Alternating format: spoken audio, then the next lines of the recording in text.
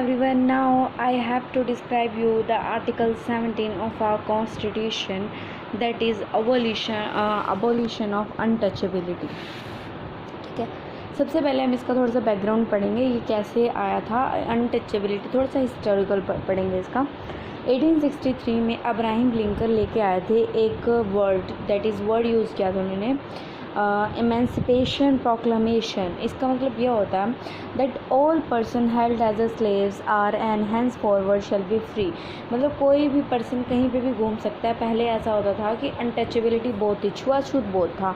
लोग caste system के ऊपर, कास्ट बेस के ऊपर ही लोगों को डील करते थे, उनसे बात नहीं करते थे जो नीची जाति के लोग होते थे।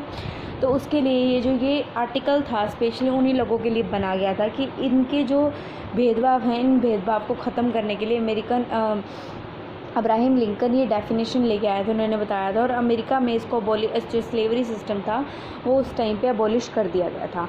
सबसे पहले हम देखते हैं कि जो अनटचेबिलिटी है जो अबॉलिश की गई है उसका मतलब क्या होता है। वो कैसे डिस्क्रिमिनेशन नहीं होता, वो पहले मैंने बता दिया कि वो होता है कास्ट बेस पर डिस्क्रिमिनेट करना किसी को। और इसकी जो प्रैक्टिस होती है किसी भी तरीके से कोई भी पर्सन अनटचेबिलिटी कर रहा है तो फिर उसको मनाही होगी, उसको पनिशमेंट मिली जाएगी।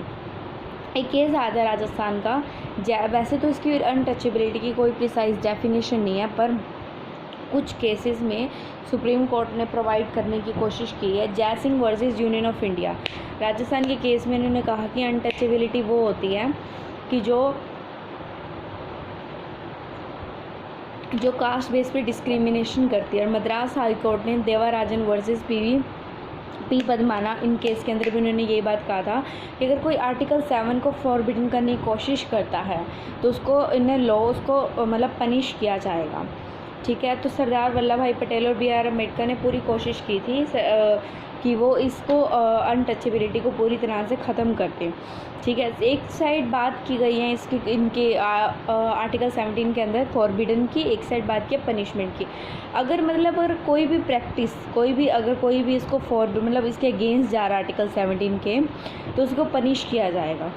ठीक है, पहले इन दोनों इसके आर्टिकल 17 और आर्टिकल 35 का एक बहुत अच्छा रिलेशन है। यहाँ पे जो भी इसके अगेंस्ट जाएगा आर्टिकल 17 के, उसको आर्टिकल 35 के अकॉर्डिंग उसको पनिशमेंट मिलेगी। जो अनटचेबिलिटी, फिर क्या हुआ था एक बार के लिए अनटचेबिलिटी ऑफेंसेस एक्ट 1955 लाया गया था, लेकिन ये इतना एडिक्यूट नहीं था, पूरी तरह से सेटिस्फाई नहीं था, ये इनएडिक्यूट एक्ट था।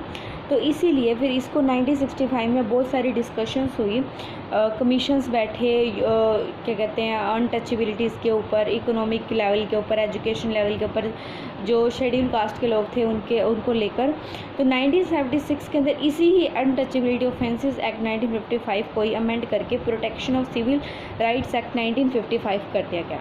इसके कुछ की प्रोविजंस हैं। Number first, non compoundable. इसके मतलब ये जो अनटचेबिलिटी को फॉलो करेगा वो पूरी तरह से, ये पहली बात नॉन कंपाउंडेबल होता है which are serious in nature.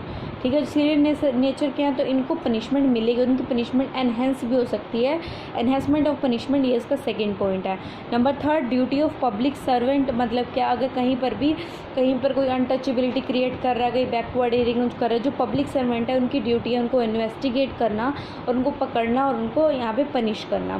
Place of worship के अंदर ये है कि क्या कहते हैं, कोई भी टेंपल वगैरह या कोई रिलीजियस प्लेस के ऊपर अगर कोई बोलता भी है अनटचेबिलिटी के लिए कि यहाँ पर इन लोगों को दूर रखना चाहिए, जो दूसरी जाति के लोग हैं, तो उस पर्सन को वहाँ पे पनिशमेंट मिलेगी। पावर ऑफ स्टेट गवर्नमेंट, अगर स्टेट गवर्नमेंट चाहे तो वो किसी भी पर्सन को उसमें अनटचेबिलिटी के लिए पनिश कर सकती है, उसके बाद पूरी अथॉरिटीज़ है इस चीज़ को लेकर। उसके बाद कुछ केस आए थे इसके इंपॉर्टेंट, इसके बाद people union for the democratic rights versus union of India. इसके अंदर क्या था कि जो आर्टिकल 15 का सब क्लॉज 2 है और आर्टिकल 17 है, इनमें स्टेट के अगेंस्ट तो चलो होएगा केस, लेकिन उसके साथ साथ प्राइवेट इंडिविजुअल के अगेंस्ट भी होंगे केस। State of Karnataka versus Appa Balu Ingale, इसके अंदर क्या था, अब्सेंस ऑफ डिसेबिलिटी। अगर कहीं पे डिसेबिलिटी नहीं है, रेस्ट्रिक्शंस है, कोई प्रोहिबिट कर रहा है तो इस केस बारे में ये बताया था कि पूरी तरह से जो इसकी डिसेबिलिटी है, मतलब इसको पूरी तरह से अनटचेबिलिटी को प्रोहिबिट करने के लिए बताया गया था। इसके लिए शेड्यूल कास्ट और शेड्यूल ट्राइब्स के लिए एक एक्ट बनाया गया था, प्रिवेंशन ऑफ एट्रोसिटी एक्ट 1989, जो बहुत ज़्यादा मतलब इसको जिन्होंने बहुत अच्छे तरीके से इसको अनटचेबिलिटी जो शेड्यूल कास्ट के लोग या बैकवर्ड क्लास के लोग थे उनको बहुत तरह से प्रोटेक्ट किया था। ये जो हमारे का आर्टिकल 17।